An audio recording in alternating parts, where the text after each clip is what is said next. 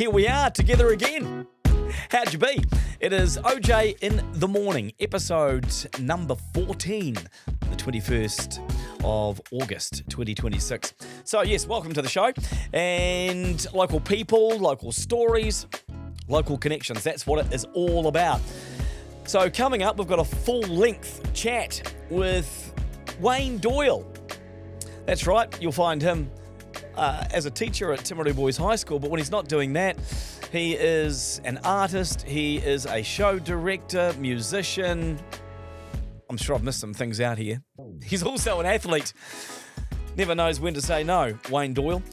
We also hear from his uncle, John McBeth, with the weekend whistle on the sidelines, talking sport, including rugby league, and a cricket result that has everyone other than the Australians cheering.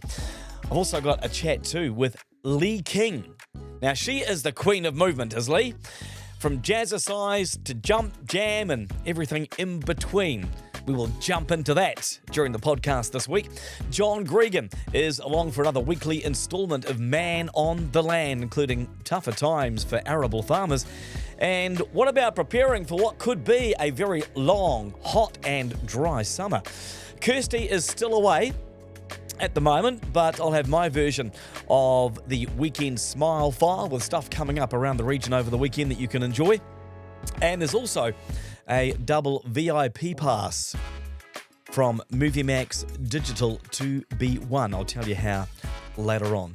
Just before we do catch up with Wayne Doyle, though, in just a moment, how is the weekend weather looking? Well, fine today, light winds, then nor'westerlies developing in the afternoon, high of 16, and overnight low of around about 2. Tomorrow looks great for Saturday, high of 18, and on Sunday some showers early, but then becoming fine with a high of 16.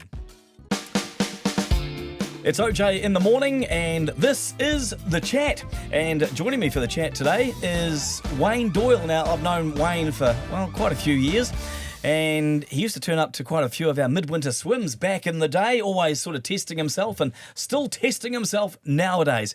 Wayne Doyle, welcome to the show. Hey, good to see you. I'll shake your hand. Good to be here. Yeah, nice to see you.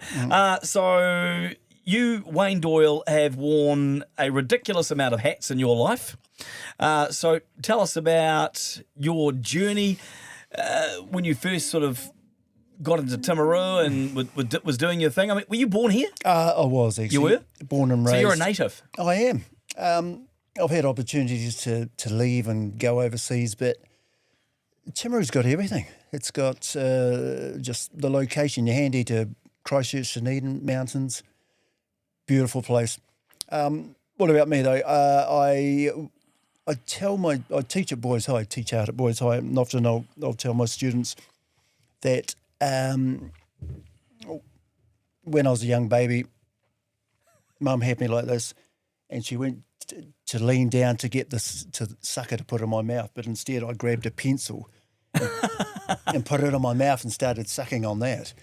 And then after that, after a couple of years, she told me that story, but a couple of years later, my dad's a great artist, and he showed me how to draw a dragon. And I remember going to kindergarten. I used to hate kindergarten. I used to go there and I'd be in tears at the end of it. What I'd do, I'd go there, paint a picture of a dragon, beautiful picture. Then they put it away to dry. And then each time kindergarten finished, I'd go and get my picture and it was gone. What? I know, I couldn't believe it. So what would happen is all the kids would steal my picture of a dragon, take it home and tell their mum and dad that they'd done it. And it was just gutted. I hated kindy because of that. Often Mum would pick me up and I'd just be in tears. Someone took my dragon, someone took my dragon. But from there, I've always been able to draw, which has been great. I've had a career as a graphic artist, a graphic designer, and now I'm sort of giving back to young students as an art teacher at Boys High. But the other side, well, as an artist, but I take the concept, the idea of art, and I'm keen to dabble on every aspect of art, whether it's drawing or painting or graphic design or animation or web design, which I used to teach at the Polytech, or photography or drama or playwriting or writing musicals or music. So anything, poetry, which is lyrics, anything embracing this idea of art, I'm getting in there and having a go. And now, like you say, you're an art teacher. That's right. At Timaru Boys High School. In fact, taught my 2 boys as well. They were awesome. Best students ever. I paid them to say that. That's right. Yeah. So They were good. you were telling me that really fulfills a lot of what you do, being able to hand on those skills. It does. It's nice to give back. And I think as adults, you always like to see other people grow. And I feel my job is to try and get the best out of everyone to help people reach their full potential. So what do you say to young men or young boys who say, oh, I can't draw, I'm no good at art? What do you say to them? I normally say, awesome, that means I can teach you something. The way I teach too, it's a step-by-step tutorials or lessons as we go through. So we'll start with a blank bit of paper, which is what creativity is all about too. Being creative means you start with nothing, and at the end of it, you've created something. Now, whether it's good or bad or worth money or not, it doesn't matter. But I teach people a step-by-step way to create a masterpiece up to their own abilities. It works every time, unless you really, really want to fail, and then I can't stop you from doing that either. Let's talk about your stage work. Yes. Because that, again, is part of your artistic drive to get your shows that you have written and produced and get them on stage. That too must be incredibly fulfilling. It is. Once again, I'm one of those guys who will look at something and go, you know what, I could do better than that. But the problem is there's 2 people in this world. I could do better than that. And then that's what they'll all talk. And then there's another type of person who says, I could do better than that. And they get off their asses and they make it happen. I'm one of those guys. I remember before I got into playwriting, I published a whole lot of children's books. So it was my job to read to my son and sons. I've got 2 sons, beautiful sons, big boys now though. It was my job to read to them at night, and I'd be reading a book and it would be the dog jumps over the gate, and there's a picture of a dog jumping over the gate, turn the page. The dog went under the fence. Okay. The dog went through the door. And I thought, far out. Someone has paid money to get this sort of average, mediocre book published. I could do something better than that. So I did. I ended up creating a popular granddad book called My Granddad Can Do Anything, who was based off my dad. And then that sold out. And then I created another one, My Grandmother Knows Everything, and that sold out. It was based on my mother. And then the third one was My Mother Has Done Everything, based on my wife, Linda. So I just made it happen. And from leading into that, I remember going, my wife, Linda, and myself went to Melbourne to see a musical, Grease, Hairspray the musical. It changed my life forever. Everyone's seen the stage musical. It was the first time I'd seen animated graphics in the background. So across the stage, there was all these animations, and they just would change as the musical went on. And I looked at it and thought, far out. I could do better than that. Yeah. And then it means if I've said it, I have to do it. Right, you have to follow through. So I had to follow through. So I ended up writing the musical, doing the music with a guy that I work with in America, and then created all the animations for this 2-hour show, which lucky enough it ended up getting performed in Christchurch, called Timaru rather, at the Playhouse, called Hey Jude the Musical. This was back about 2015. And it went for a week and it sold out every night. It was such a buzz. It was just incredible. Can I ask, just before you go on, what's harder, creating the show, writing the show, whatever it might be, or sitting in the audience on the opening night waiting for the show to start? What's more difficult?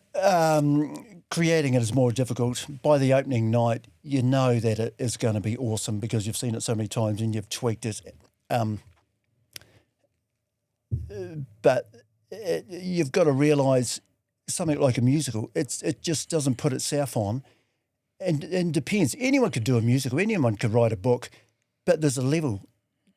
You could get a pen and paper and write something that's average or crap, and you could put it on, and it's great. Or you could do the steps involved to make it something amazing, which means you've got to do the rewrites.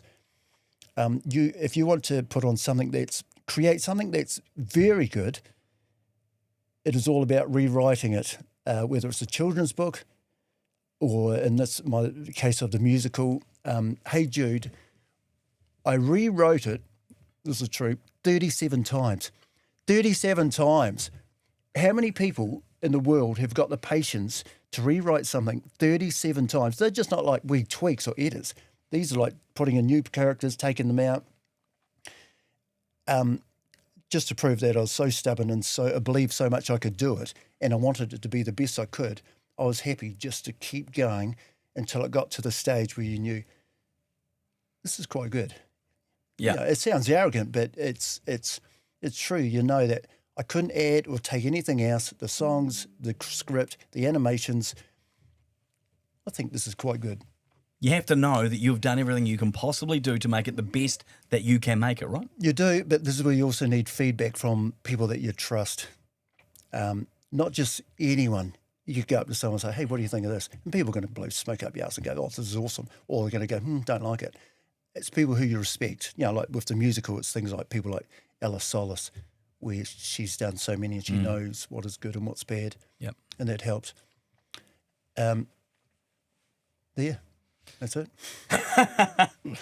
Let's move on to your sporting career, Wayne. Sporting career. Because you are a man who sets the bar pretty darn high. So I'm keen to discover what drives you to do the things that you have done, and what are you most proud of in some of those sporting achievements that you have managed to achieve? I've always been a sporty guy. When I was a teenager, I joined the athletic club. There's a group of us, and I just loved throwing. My dad was a good thrower too, so I was shot putting, discus, javelin throwing. And I got together at the athletic club, and the coach grabbed me and said, hey, you're a good thrower. You should join my team of jumpers and sprinters. Right. And I said, oh, okay then. Yeah, that's fine. This is Ian Baird, famous Ian Baird, who coached every Olympic superstar from Timaru or New Zealand. Anyway, he got us all together and he said, hey, what you should do is look at this event called the decathlon, which is 10 events, 100 metres, long jump, shot put, high jump, 400 metres, hurdles, discus, pole vault, javelin, 1,500 metres. And I just embraced it. All of us did. And this is as a teenager. I just absolutely loved the pain and the challenge of doing it. And I just kept going. Into my 20s, into my 30s, into my 40s, I went into the Masters. Into my 50s, I was still competing. At 51, I went over to Perth, World Masters champs. I was there with world record holders, national record holders. Everyone was there to win. And I went in there and did my best. I knew, once again, it sounds arrogant, but I knew I was going to be pretty hard to beat because I was very fit. This is 10 years ago. I ended up, I was fourth going into the last event, which is the 1,500 metres, fourth, worst place in the world, you could finish up. And I knew, because it's all done on points, I needed to beat this guy from Poland who was an ex-world record holder by, I think it was like 4 or 5 seconds in the 1,500 metres. So I decided that if I run myself into the ground, it's going to hurt, but I'm not going to die. And if I do die, then it doesn't matter because I'm dead. So I went into that last race knowing that I had to beat this guy. I had to put everything on the line. I had to go to the absolute max because I didn't want to be fourth, and I did. I just took off like a scared rabbit, and I ended up beating him by half a second above what I needed. So it gave me a bronze medal, which meant I was the third best decathlete in the world for my age group, which was the 50 to 60 age group. And then I just didn't stop. So then I just kept going. I did give up decathlons 2 years ago just because my shoulder's broken. So I've taken up other events, which is Less stressful. Which is it's just a new challenge. My new one is Deadly Dozen, which is kind of a hybrid athletic event. But there's another thing I did, which is I'm always keen to strive for perfection. Here's another story. In my early 20s, Linda and I used to go to the gym all the time. I made a promise to myself when I was 25 that when I hit 40, I'd do a bodybuilding competition. So 40 came along and a wee alarm went off in my head saying, you remember when you're 25, you promised you'd do a bodybuilding competition? I suppose. Yes, okay then. So I ended up losing 10 kgs and got absolutely shredded and ended up winning a South Island title for the age group 40 plus. And then my brain said to me, hey, if you did it at 40, you might as well do it at 50 as well. So then I went back at 50, stripped all the fat off my body and won the South Island titles and then won the New Zealand title for my age group. And then I got picked to go to Germany for the world bodybuilding team. And I just laughed at them and said, look, I'm not interested. I just do this every 10 years and thanks, but no thanks. And then 10 years later at 60, 2 years ago, I did the same thing, lost all my body fat, won the New Zealand title, won the South Island New Zealand title, got asked, I got asked to go to Hawaii for the world champs, and I just said, no, I do this every 10 years. No, thanks for the invite, but no. So if I'm around another, 8 years, I'll do it again. And if I'm not, it doesn't matter. Doing those sorts of things though, like, bodybuilding or pushing yourself to the limit in the decathlon or any sport for that matter, is it for you like a bit of a drug? Oh, it is. Could you get by without it? No, I couldn't actually. So it is. It is like an addiction, I suppose. But it's also, I always want to know what am I capable of? What can I do to reach perfection, whether it's sporting or arty? What is the best that you could ever be? Which is probably what drives me. So you don't want to die wondering, right? No, and the worst thing that could happen is you fail and you go, oh, I failed at that, I'll try something else. Or you'll learn and go, I wonder if I do this instead. So it's striving for perfection, I suppose, and enjoying the journey as you do it and learning more about yourself.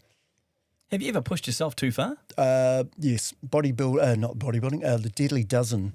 The first Deadly Dozen competition I did, which is you run around an athletic track and then you got to lift weights, lots and lots of weights, lots and lots of running. But your body is designed to be able to withstand so much punishment. And if you go beyond it, you bonk or you hit the wall. And that happened to me. I just hit the wall and I was in the hurt zone and it was, you wanted to give up because your body had closed down. But the brain had already made the deal, promised that, no, you're not. You got to survive this. You got to get through it. That was the hardest thing I've ever done. And then I reflect on it and go, I know what I did wrong. I just went out too hard. So next time, I've done another 4 since then and I've learnt. But, once again, it's striving for perfection, I suppose. Yeah. So what's next then? What are you going to test yourself with next? Next, I got... I've signed up for an ultra marathon, 50K ultra marathon. I know, it's stupid. I promised myself I'd never do anything more than a marathon, which I did last year. But my son has talked me into it. He ran 100K marathon, ultra marathon 2 years ago, and he became the New Zealand champ. And he said, Dad, you should do the 50K because it's on at the same day. And I said, no, I'm not going to do it. It's a stupid idea. Go on. So I thought, it's only 50K. And there we go. There you go. So that's the next thing I'm doing. Then I've got another 3 Deadly Dozen competitions lined up early next year. And there's always going to be something that's going to push me. What would you say to people that may be watching this video, for example, maybe of the same age as you and I are, who are thinking to themselves, you know what, I don't know if I can do all that sort of stuff that he does. But they don't necessarily have to, do they? So what message would you give to people who are thinking about, my age, I'm too old, I'm not fit enough, whatever it might be? Should they just simply hang up their boots? Yes. There you go. You weren't ready for that. No, but there's a lot of things to think about, though, is all the work you do for yourself, to look after yourself in your early years, like your teens and 20s and 30s and 40s and 50s, it all kicks in as you mature into middle age. Like everything I've done through my whole life is now almost like rewarding me with a better physique maybe, or better attitude, or more confidence in my abilities. So that's certainly one part. The other thing is, as you remember your mum and dad when they hit 30 or 40, they retired and they sat down and they were couch potatoes. Whereas these days, you see more and more mature people continuing with fitness or continue to learn or do something. I think that's very important too. So for me, I like to almost feel I can be an example for younger students or younger people to see that, hey, that old fella's all still doing it and he's kicking my ass. Maybe I should try harder or not give up. So there's lots to be said for that too. A lot of people say age is just a number. I think the big thing is your attitude. Like for me personally, yeah, I feel like I'm probably still 30, and unfortunately I still act it, which, gets me into trouble or makes my body suffer a bit more, but just do it. Final question. Yeah. If you had to choose, excluding family, Yes. all right, if you had to choose art, stage, or sport, Yeah. you could only keep one of those three things, what would it be? It would probably be art. Why though? It's so diverse. The beauty of it, the legacy of it, that's another thing. For example, you create a painting, you could stick it up on the wall and it could be there forever. And that's something that you have created. And it's also what I said at the start, where you got to remember that everything that you create starts from nothing. So with art, you start with your blank canvas. Within an hour or whatever, you've got something that you've created that no one else has done, and it could be there forever.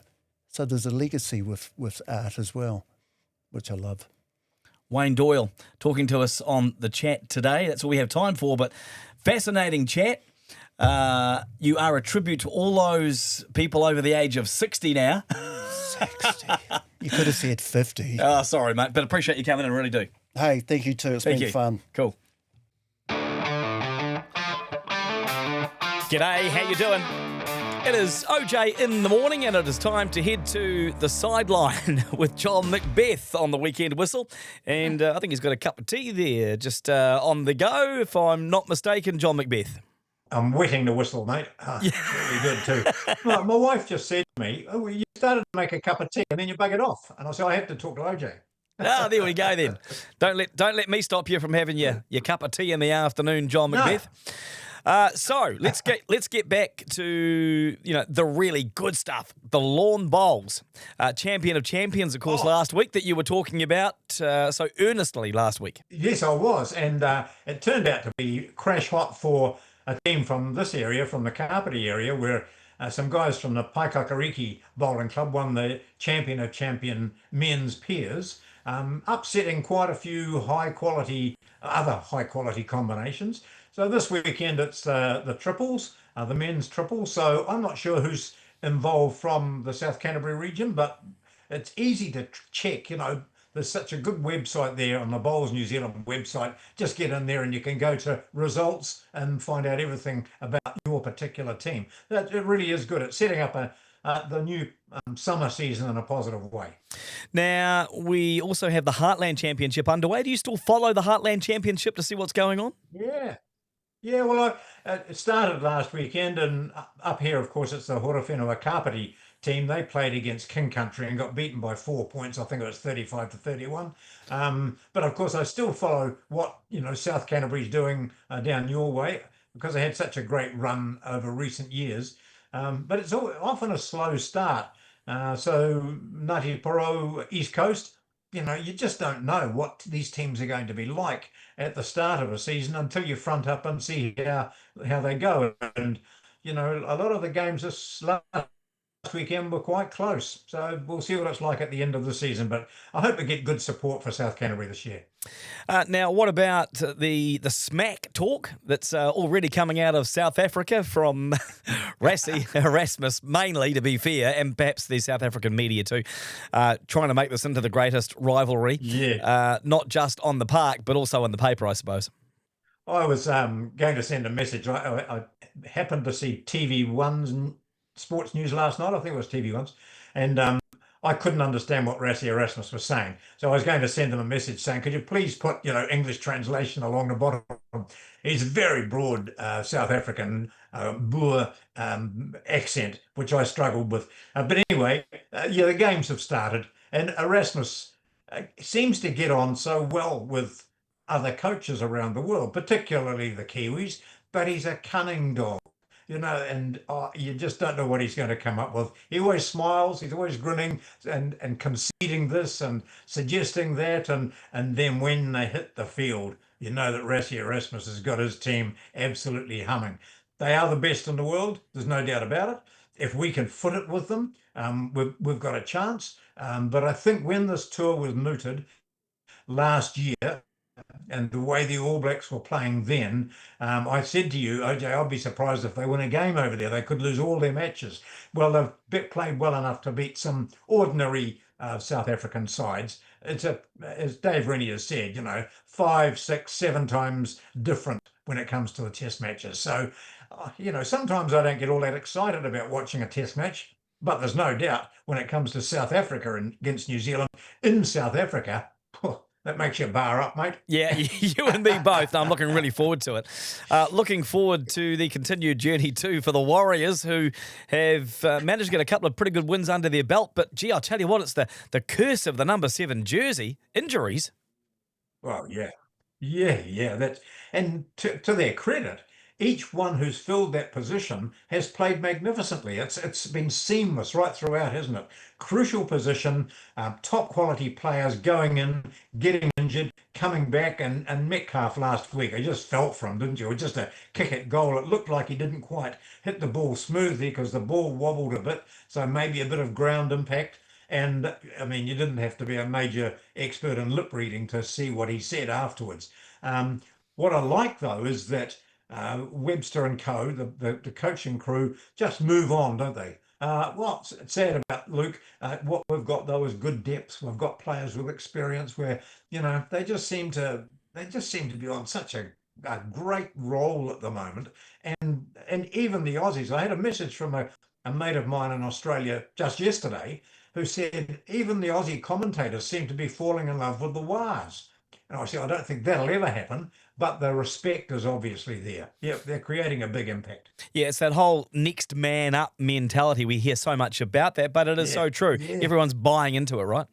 Yeah, I'm just loving it. So, we've got this weekend, Warriors playing, we've got the All Blacks playing, we've got the Heartland Championship going. There's a heck of a lot to watch. And eventually Ryan Fox will get back into form. You can see his last few holes over the weekend where he was just starting to, get into that groove, because there's no doubt that he would have been, his mind, even though he would have been trying and, he'd had such a wonderful couple of weeks, taking his mind off golf altogether, he came back quite strongly at the end. So watch for him to get back into the swing of things. Just to finish up, John on the sidelines with the weekend whistle, and my highlight of the week, in fact, was Australia losing to Bangladesh in Australia in the cricket. Oh, how the mighty have fallen. You've got to love that. It wasn't just your highlight. I think everyone watching and every sports fan around the country was just saying, yeah, come on, Bangladesh. That was a shocker. It really was a shock and a shocker for them. They, going into that test, the Aussies, as you know, they want to put the foot on the throat of every opposition they play. They would have expected to just cream Bangladesh, and to be turned around like that. That's upset their confidence. that's got their players now wondering, am I too old? Because constantly they talk about mid-30s for their pace attack. Is it time for a change? And all the ex-players are now just coming out, aren't they, saying, well, I did think that they should have made changes. And, so that's right. It's an interesting time for Australian cricket. I'm just pleased we're not playing them next week. Yeah. Because, they'd come back with a vengeance. Yeah, backlash. Hey, look, great to catch up. You enjoy all the sport that's on this weekend, John. On the sidelines. Catch you soon. Will do. Cheers, mate. Welcome along to the chat on OJ in the morning. Good to have you here, and great to have Lee King here as well. Lee, welcome. Thank you very much, OJ. Now, I've known you for a lot of years, Yes. from when I first came to town, and in all the time that I've been here, you have been about getting people moving, right? And you're still getting people moving even now. Yep. So let's start where it all began, I guess. The leotard. The leotard. A good old leotard. Everybody loves a leotard story, and everyone's got one, don't they? Have you still got your I originals? bet you've got one. I've actually got a mankini stashed away somewhere, but that's another story. The leotards where it all began, right? Yeah, it kind of is really. 1980, end of 1980, Philip Mills a son of recently deceased Les Mills, Yes. toured the country with this brand new program called Jazzercise that he had brought back from America. He'd only just come back from America. And he had 2 cassette tapes with him. They both had to come from America, and they had the music on that they were using over there, and he had bought the rights to be able to bring them back to New Zealand. He toured the country. There was probably, I have to say, up until then, just keep fit classes, like I can remember before we started finding myself in a keep fit class with doing a shoulder stand, with your hands supporting your hips, and my legs were cycling in the air, and I thought, oh my God, there must be something more interesting than this to do. And was not long after that, I can still remember the tiny little square advert that was in the paper that said Jazzercise, come along and do the class and find out what it's all about, and if you want to teach, you can stay afterwards. And so I went, and the Clyde Car Hall, which I don't know if you'd remember that, but it was on North Street. Many of your people will remember that. It was jam-packed, and I can't tell you if it was jam-packed with just women or not. I can't qualify that because that's a long time ago, but it was jam-packed, and we all did this class that completely captured me. And they did 2 classes. I stayed for them both, and they said, if you're interested in teaching, stay afterwards. So of course I stayed, and known to many of your people as well, Stephanie Eggleton stayed, and that's where we formally met and became a partnership really from then on. Yeah. Yeah. Just how big, for those people who might be a little bit younger, how big was the Jazzercise craze? Well, it was the beginning of the general fitness industry. So the fitness industry for general population, there were no gyms in town. We just would have died to have our own gym at that stage. That was all we ever wanted, but no. We had an amp about as high as my waist, a big standalone amp, and we carted around in our cars. We had a old Skoda that used to break down all the time, and we put this big amp in our cars and trot out we used to go out to Cave and do the Cave Hall and Pleasant Point, and it's just how it infested itself around the country. Very, very clever man, but he toured the country and got into all those small towns and went, here's a thing for you. Yeah. And here's a thing for you women, because there wasn't you've got to remember, there's so much on now. There are so many opportunities, so many events available to people, so many run clubs and fitness groups and gyms, and they just weren't there. So when we first started, we started at the Scottish Hall, which is still there, right by Plumbing World in Barnard Street, and we used to get in excess of 100 people every single class. And they'd bring $1 or $2, I can't remember how much it was, but it was next to nothing. Yeah. And they'd drop it in the box, and they'd come and it was a cult. Yes. It was, and we all, I remember my husband saying, don't put any money into it, it'll be passing fad. Only. Yeah. 45 years later. You've also brought a fabulous photo, and I'm not quite sure if did. people can see that, but that's Steph Eggleton leading the way there with yourself and a few others. I think Bazza Ross from Radio Caroline's in there somewhere, isn't he? Definitely Bazza Ross there with the microphone. We had no microphones in those days. We had shoes that were not even particularly supportive, but by crikey, we jumped up and down, and that photo is a world record jazzercise class that we went for at Bazza Ross. We went to him and said, we're going to go to the aerobics champs. We've been to the South Islands and got qualified for New Zealand champs, and we've got no money. We need to go. We all had small families. Yep. And what are we going to do? What can we do, Bazza? And he said, I know what we can do. Bazza Ross was very much like that. Yep. And got him behind it, and that would never happen now. I don't think we would ever be able to do that again. Like thousands of people. Shows you what people had to do on a Friday night if that's what they decided to partake in. Yeah. But they all came and we did a terrible job of counting them. So we never got in the Guinness Book of Records. But by crikey, we held a pretty esteemed, record. Yeah. It's a great memory. Oh, amazing memory. And, all those people in there, if you're in there, you will know. Yes, exactly right. Exactly right. You will remember. Yeah. So, your life has evolved enormously in the fitness industry since then. Was that the beginning of the passion for you to make people healthier, to get people moving? Oh, 100% it was. Yep. It captured me. It captured every essence of who I am and what I'm about. And, originally I was probably danced before I did anything else. So the fact of the music, the people, the movement, the choreography, the fact that it come together, the fact that it was interpretive. In those early days, it was quite interpretive. And, it was what I was all about, yeah. So it then just evolved. In many ways, it's the same as probably you and everybody else that keeps doing what they love to do. It evolves, the industry evolves, systems and programs evolve, and you just evolve with them, and it becomes this kind of living, breathing, moving thing. And I'm still evolving because, at 67, going on 68. And doesn't she look great?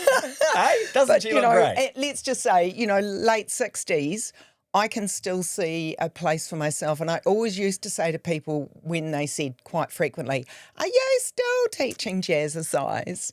And I would say all the people in my class are getting old at the same pace as me. Yeah. So we're all growing old together. And so we're all going to, and I still have people in my classes that started, that know the Scottish Hall days. Wow. That started with us. Yeah. And so, it's just been a wild, fun journey. Yeah. And through your role with Sport Canterbury and the Yes. various iterations of, you've worked with a lot of youth as well, young people. Yes. Yeah. And that has led you into things like, for example, Jump Jam. Jam, I knew that was coming off your lips. Yeah, Yes. yeah. I mean, that's been huge. Yeah, it has been huge. Yep. So that started in, I want to say, 2010 or 12, something like that. Anyway, it's been going for 18 years, so work that out. Yep. I went up to help. So Brett Fairweather, whose program it is, we competed against him in the early aerobics champs, and he was an amazing competitor. He was an international an international and competitive aerobics champion. So he was quite incredible. And I very quickly got dropped off the cart because my skills weren't to that level. Steph stayed in the competitive realm for a lot longer than I did.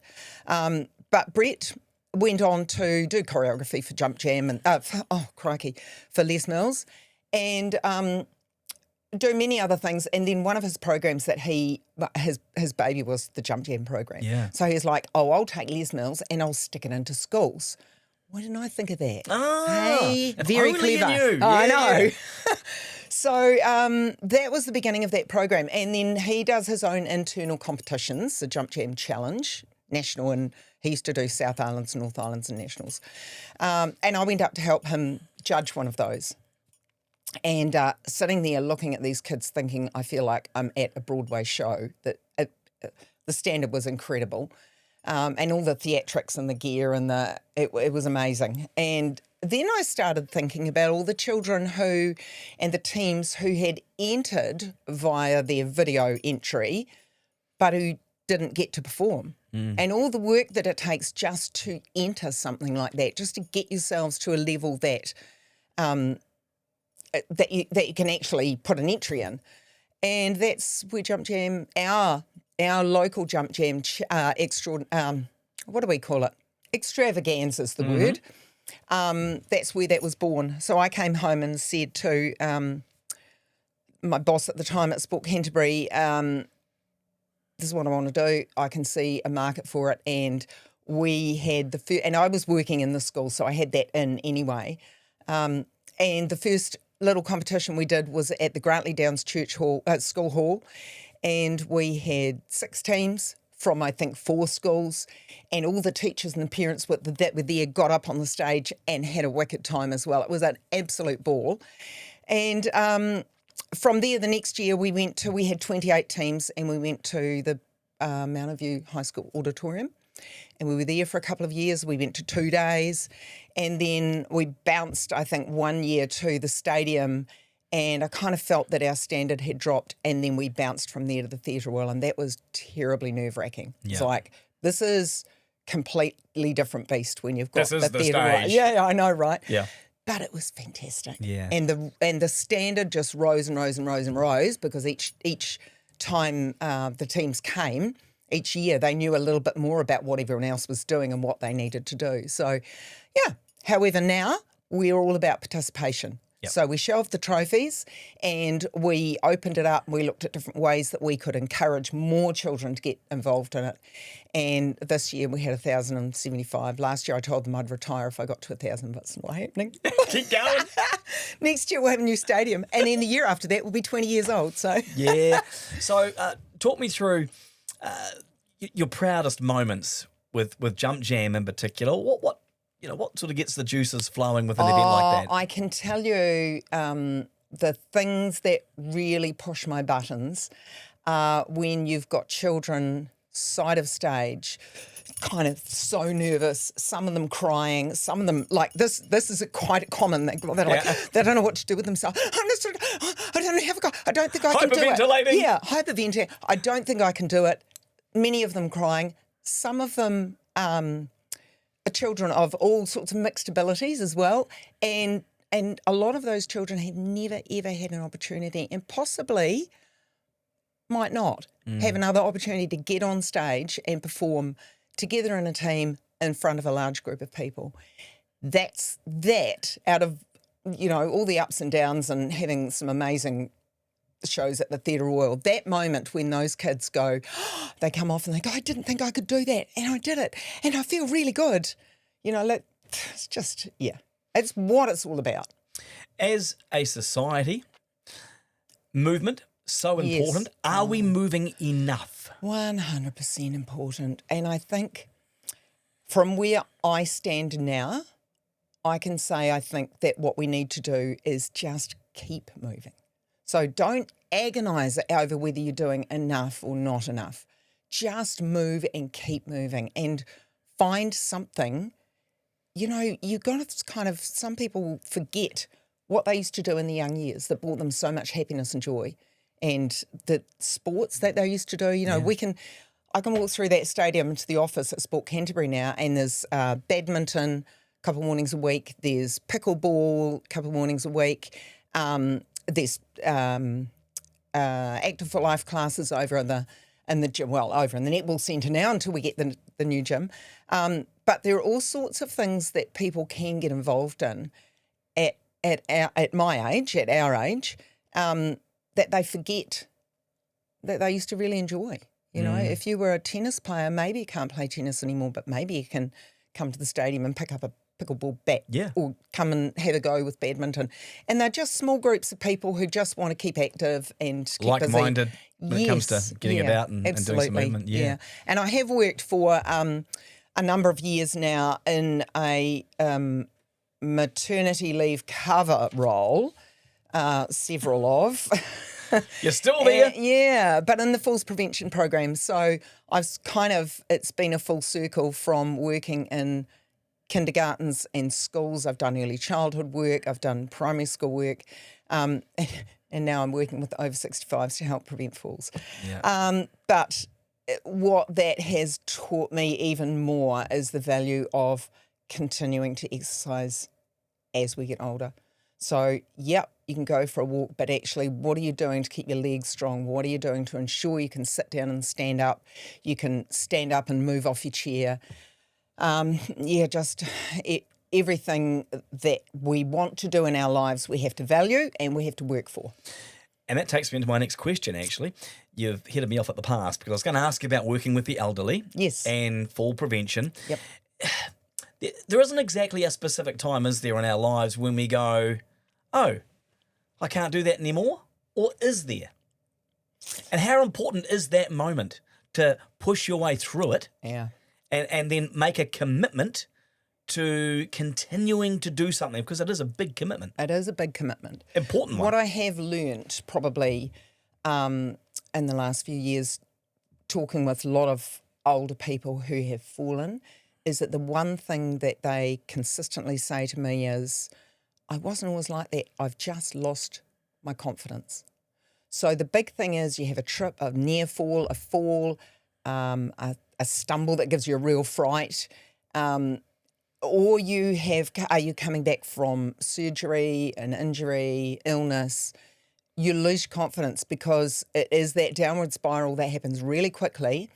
The more we sit, the less confident, the less capable we are of moving, the less capable we are, the less confident we are, the less we get up, the less we move. So, you get into that downward spiral really, really quickly. And I don't feel like there's a time in life.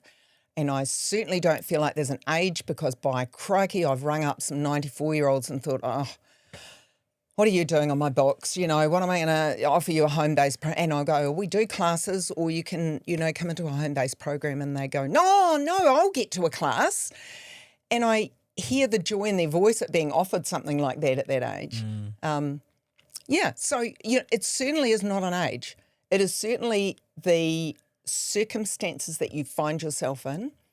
And I think it's about knowing, for older people to know that there are people in the community, programs in the community, who will help you through that sticking point, if you like, where you're just like, oh, I don't think I can do this anymore.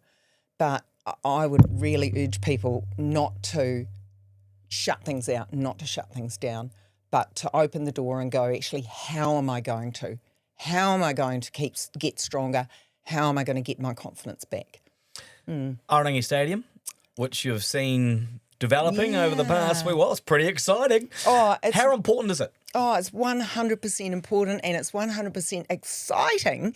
I've been working sort of largely Monday to Wednesday, and so I leave on Wednesday, come back the following Monday, and kabam, it's all different and new. And I have said to the office staff, if someone put a deck chair outside and fed me coffee, I could just sit there and watch those guys work all day, because it's so interesting. Yeah. I opened the door that I wasn't supposed to open and looked out one day, and here they were putting one of the big concrete slab walls in. And just to watch that up close was just incredible. But the importance of the stadium goes without saying. We've now got overlaps in sport and overlaps in bookings, and we've got sports having to cut things down and cut things shorter, and it's really just going to open everything up. It's going to mean that there'll be multiple things being able to go on at any given time. Yep. Yeah, very exciting. So one final message to those people who might be watching. If you could give one sort of piece of advice to people, wrap it up, what would it be? Oh, it would be from cradle to the grave, do what you love, keep doing what you love, and continue to find ways to do what you love. Yeah, don't accept the no, and don't let other people tell you that you're too old. It's not true. You can feel the passion, right? Lee King with us today on the chat here on OJ in the Morning. Fitness, movement enthusiast. Thank you so much for your time. Oh, thanks so much, OJ. It is OJ in the Morning. And it is time for Man on the Land. John Gregan looking very good too in his new All Blacks jersey. John, welcome and tell us more about the jersey. What's the attire? Well, the greatest rivalry, the South African All Black tour that we're involved in at the moment, has got its own kit, and this is it. And I got a jersey from my daughter for my birthday, and I'm away to watch the second and third test next week, OJ. So I'm really looking forward to that. Never been to South Africa. I suspect there'll be a lot of Fonterra farmers who are enjoying their payout they got last year, middle-aged men and their wives watching the All Blacks. So no, it'll be a great trip and really looking forward to it. You'll be able to spot them in the crowd, no doubt. Just tell us about the trip to South Africa. It's a long way to go. Yeah, well, we go through Singapore, which is a bit of a relief. We wouldn't want to be going through the Middle East at the moment. But, 12 or 13 hours to Singapore. Then I think we've got a 6-hour stopover and then another 12 or 13 hours to Cape Town. So it's a big flight, sort of 2 days by the time you get from home all the way to Cape Town. So, yeah, a little bit nervous about that. In fact, I've just come back from getting a COVID shot. I got a flu shot because plane travel, you get a bit wound down. There's a lot of germs in those planes, so you don't want to spend your whole holiday feeling ill. So, recovering. Yeah, so let's hope we've done the right things anyway. And, very exciting. Right, let's talk about arable farming, because not such exciting times for arable farmers. Pretty tough. Profitability is pretty low, and there's been a bit of talk about that in the media over the past week. Yeah, well, it's been tough for the arable boys. They're not getting paid anything much more for their produce than they were a number of years ago, but their costs have really gone up because diesel is obviously a big part of it. When you've got this big machinery, the cost of machinery is not cheap. It's going up very quickly. We've had a weak New Zealand dollar against the US dollar. Most big machinery items are traded in US dollars. So, yeah, it's been tough times. They've got a lot of palm kernel coming in, competing with their grain, which is it's done, and I don't know if it's a good or a bad thing, but it is what it is. So, no, it has been tough for the arable boys. And a lot of them are now grazing dairy animals to try and substitute their income a little bit. But their time will come. Drought now in Europe, so the yields aren't great over there. I know the UK's had very poor yields because of this big drought that's hitting over there. So, hopefully that will reflect better on prices, a little bit less supply, and that may increase demand. So that might put the prices up for them. Just talking about drought there and El Nino, of course, a lot of people talking about that too. It has struck in the Northern Hemisphere and looks like it's going to come our way. Are we prepared for that? Look, we're as prepared as we can. Look, we're not a continental climate, so we're usually less affected by droughts than the likes of the Australia or America or even Europe, where you see the really big droughts. But because we're effectively an island, we're not too far from the sea, fronts can come through and just make the difference. But yes, we are getting that pattern where we get a lot more westerly winds. We've noticed it already, actually, OJ. Been great spring. Been really good for calving and lambing. We've had nice, dry, relatively warm weather. I mean, it was cold in July, to be fair. So we've definitely in the midst of that El Nino. It will probably bring drier weather, but farmers expect that some years, and we're doing what we can. So I think we're as ready as we will be. Yeah, interesting. You mentioned the word spring there because some people don't like using that word too early, but there are a lot of lambs about and the weather has been very springy-like. Well, a lot of daffodils and certainly a lot of blossom on the trees at the moment. I was driving into Waimate the other day. The golf course has got a heap of blossoming trees on it. So no, it looks like we're there. We're there already. Yeah. Okay, we talked about butter coming in from the USA. Butter prices in the USA having an effect on New Zealand butter prices. Do they? And is there anything to be alarmed about with butter in the USA at the moment? Yeah, well, a couple of housewives have spoken to me and said, how come we can get butter out of the US cheaper than we can get New Zealand butter? There's two reasons for that. One reason, maybe they're dumping it. They've got plenty over there and they need to get rid of it in a hurry before it expires. And the other reason is, and most people don't know that, but most Western economies, except for New Zealand, there's a couple of other exceptions, heavily subsidise their farmers. So they subsidise their feed. They may only have to pay half as much for the feed as it's actually worth because the rest is paid for by the government. They often give them extra money for the milk that they're selling to make up for it because they need to protect their farming economy. So because of that, they can sell their product often cheaper than we can produce it for. But I can tell you, New Zealand farmers don't get any subsidies and we just have to go on the market. But that makes us very nimble. And at the moment, we're having a really golden period, particularly farmers who are selling protein, dairy and red meat. All right. Land tax. Let's talk about land tax. I'm sure that the rural community's been talking about that of late. Opportunities Party starting to make some big moves in the polls. Yeah. A lot of it has to do with the, I guess, dissatisfaction with the current setup that we have in this country. So what do you make of that land tax? How would you react to that? Yeah, well, look, all credit to the Opportunities Party. They're taking advantage of disgruntled people in general. They've got a pretty lady on the front line. She's very well spoken.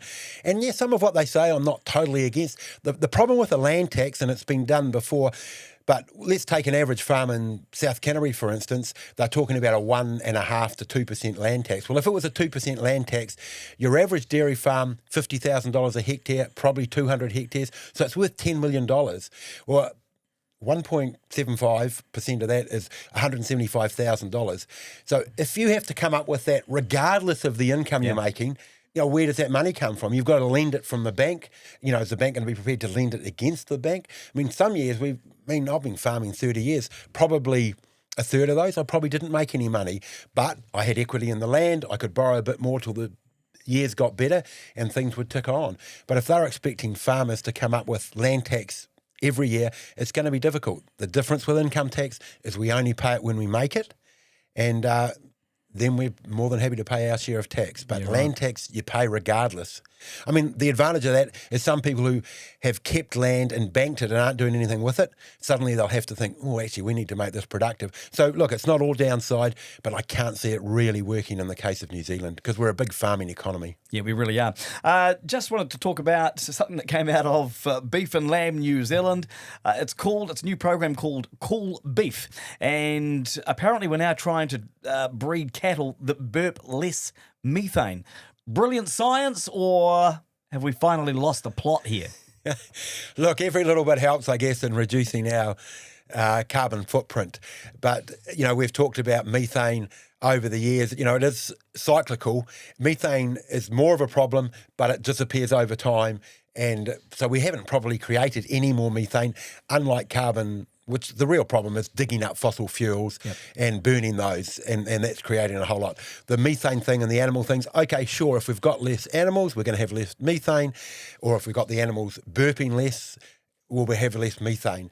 But the real problem is burning all this coal. It's these wars overseas aren't helping either, So, look, it'll help a little bit. And some of the work, they've actually found that reducing the methane has actually increased the productivity, so it's probably not all bad, but I don't think it's going to solve our carbon or our globing problem anyway. All right. John Gregan there, our man on the land. He is off to South Africa, so we'll take a break for a few weeks, no doubt. What's your prediction, though, for the first Test match? I'll become man on the pitch, OJ, so that might be a bit of a change for me.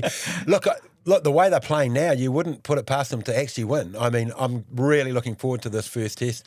I'll be up like everyone else in New Zealand early and catching it. The team's looking good.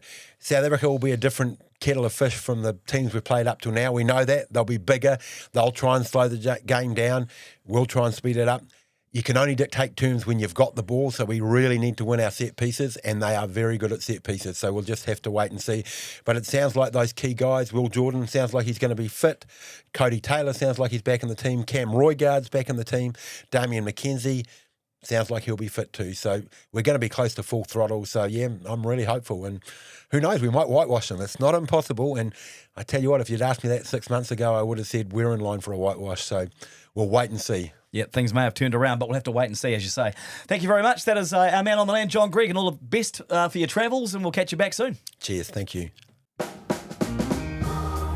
It's OJ in the morning, and that part of the show where we have the Weekend Smile File. Now, Kirsty is still away at the moment, away on holiday. You might recall her last holiday was curtailed by a gastro outbreak, so she's having a much better time this time. I will have you know. She'll be back with us next week. But in the meantime, a look at the Weekend Smile File and stuff that is coming up this weekend. But before we get into that, I've got a double VIP. Is it? Yeah, there we go. A double VIP movie pass to Movie Max Digital. So that's you and a friend, maybe a date night occasion. Yeah, a bit of popcorn, bit of ice cream, whatever you fancy. And there's some good new movies on too. One is Insidious. It's one of those terror movies, puts the bejesus up you, basically. It's from the Insidious franchise. The first movie, I believe, was really, really successful. So if you like your horror movies, this is the one for you. And the other one too that is also on, Jason Statham. Now, you always know what you get with Jason Statham, and this one is called Mutiny. He takes the fall for the killing of a billionaire and then goes to uncover a international conspiracy. You know how it goes, right? But they're always such good fun to watch. Anyway, if you would like to be in to win that movie pass, you can head to my Facebook page, OJ in the Morning, and find the post and tell me your favourite action star. Who is it? Is it Jason Statham? Was it Arnold Schwarzenegger? Sly Stallone? There's so many to choose from over the years. Anyway, let me know and be in to win. We'll announce that winner next week on the show with Kirsty. Now, the Big Sing Cadenza Gala concert is on at the Sacred Heart Basilica in Timaru. That is tomorrow night, 7 p.m. 12 of the top secondary school choirs from around the South Island are performing. So that's a really good event to go and have a look at. I've been to a few of them over the years. Always enjoy it. Performance and Polished Car Weekend is across both days this weekend. Saturday is at the Levels Motor Raceway from 8 a.m. until 4 p.m. and could be pretty good weather for that too. Standing quarter-mile runs, hot laps, etc. Then on Sunday, the cars come into Caroline Bay Car Park, head on down from 10 until 1 for the show. Australian guitarist Daniel Champagne is playing a family-friendly concert at Caroline Bay Hall. That's on Sunday at 2 p.m. He's touring internationally, and the Timaru show runs from 2 to around about 3:15, with cheaper tickets too for under 18s. And good luck to Cycling South Canterbury's 2-day tour. That is happening Saturday and Sunday, 5 stages over 2 days, beginning around Southburn on Saturday and Fairview on Sunday. Also, other things that you might need to know for this weekend on the Weekend Smile File, Lotto Powerball has jackpotted to $18 million. Not bad. You might recall a few weeks back there was $20 million that was won up in Auckland. That ticket has still not been submitted or claimed. Why would you wait so long? Surely they know. Also, locally, South Canterbury play the West Coast in the Heartland Championship at Fraser Park. That is from 1 p.m. tomorrow. And you might recall that last week was the opening round and South Canterbury had a win against Ngāti Porou East Coast. So a winning start to South Canterbury. Will that continue tomorrow? And is anybody getting up at 3 a.m. on Sunday morning to watch the All Blacks play South Africa in the first Test match? Alice Park, rugby's greatest rivalry. Don't know if I'll watch it live, but I am going to watch it first thing on Sunday morning. Bit of bacon and eggs. What do you reckon, eh? Nice hot cup of steaming coffee to get things underway on Sunday. And a win to the All Blacks in the first Test match? Let's hope so. That is the Weekend Smile File here on OJ in the Morning. And that, my friends, about does it for this week. OJ in the Morning, the podcast on Apple and on Spotify. Full podcast is also on YouTube as well. Edited highlights on my Facebook channel. Where else can you get it? Anywhere, really. You know, the digital world nowadays, there's all sorts of options, isn't there? Local people, local stories, and local connections. Thanks to my guests appearing on the show this week. Wayne Doyle and Lee King, our regulars too, of course, with John McBeth and John Gregan. As for next week, confirmed guests include the ageless Rion Park. You've probably seen him out and about, beating his feet on the pavements around South Canterbury. He is a well-known local cyclist and triathlete. He's also competed in the Hawaiian Ironman. We'll find out more about that next week. And Richard Spackman from the Araki Foundation is along as well to tell us why we are such a giving community and how we can continue to give for the betterment of our community. That and a whole lot more, including our regulars. Kirsty will be back next week with the Weekend Smile File. By the way, just a reminder, if you can think of anybody that you think should make an appearance on the show that I should have a chat to, by all means, get in touch. Or if you've got any feedback, love getting feedback on the show, please go to my email address, that is ojinthemorningshow@gmail.com. Enjoy your Friday. The weekend looks pretty good tomorrow. In particular, the weather looks stunning. High of 18 degrees. Don't forget, this weekend could be the best weekend of your life. You take care.